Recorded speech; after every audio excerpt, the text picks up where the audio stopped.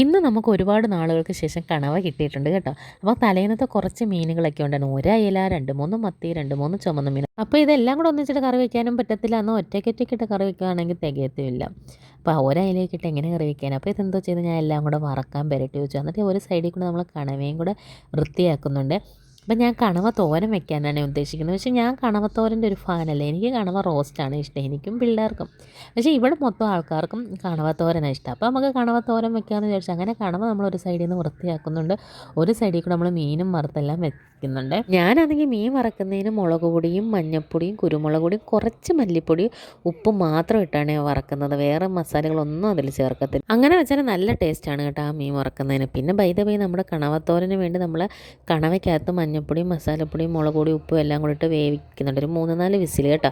അത് കഴിഞ്ഞിട്ട് നമ്മൾ അരപ്പിനകത്താണെങ്കിൽ തേങ്ങ, ചെറിയ ഉള്ളി, ഇഞ്ചി, മഞ്ഞൾപ്പൊടി, ഇച്ചിരി മുളക് പൊടിയും കൂടി ഇട്ടാണ് ചതച്ചെടുക്കുന്നത്.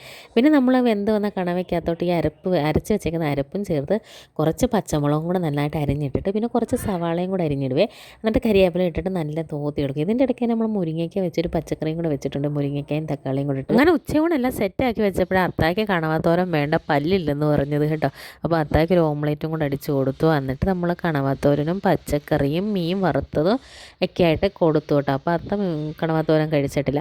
പിന്നെ ഇതിൻ്റെ ഇടയ്ക്ക് ആബിദും മറിയുകയാണെങ്കിൽ അവരുടെ സ്ഥലങ്ങളെല്ലാം വൃത്തിയാക്കിയേക്കണം. മറിയത്തിൻ്റെ സ്ഥലമാണിത്. അവിടെ കളിപ്പാട്ടങ്ങളും സ്ഥാപന ജംഗമ വസ്തുക്കളും എല്ലാം ഇവിടെ. ഈ കസേരയിൽ വന്ന് ആരും ഇരിക്കാൻ അവൾ വിടത്തില്ല കേട്ടോ. അവിടെ ഏരിയ എന്ന് പറഞ്ഞാൽ അതിനകത്തൊരു ബാഗൊക്കെ വെച്ച് അങ്ങനെയാണ്. എന്തോ ചെയ്യുന്ന കൊച്ചു പിള്ളേരില്ലേ. അപ്പോൾ ആബിദിൻ്റെ ബുക്കും പുസ്തകം എല്ലാം വാങ്ങിച്ചിട്ടുണ്ട്. അവൻ അതെല്ലാം നീറ്റായിട്ട് അടുക്കി പറക്കി വെക്കും. ഇനി ഇതെല്ലാം പൊതിഞ്ഞു കൊടുക്കുന്നത് ഒരു ചുമതലയാണ്. പിന്നെ ആബിദ് എല്ലാ കാര്യങ്ങളും സൂക്ഷിച്ച് പറക്കി വെച്ചോളും കേട്ടോ. ഇനി മറിയത്തിൻ്റെ ബുക്കും പുസ്തകം വാങ്ങിക്കാനൊക്കെ ഇറങ്ങണം. എല്ലാവരുടെ സ്കൂൾ ഷോപ്പിംഗ് ഒക്കെ കഴിഞ്ഞോ അതോ തുടങ്ങിയിട്ടേ ഉള്ളൂ? എല്ലാവരും കമൻറ്റ് ചെയ്യണേ. വീഡിയോ ഇഷ്ടപ്പെട്ടാൽ ചാനൽ ഒന്ന് സബ്സ്ക്രൈബ് ചെയ്യണേ.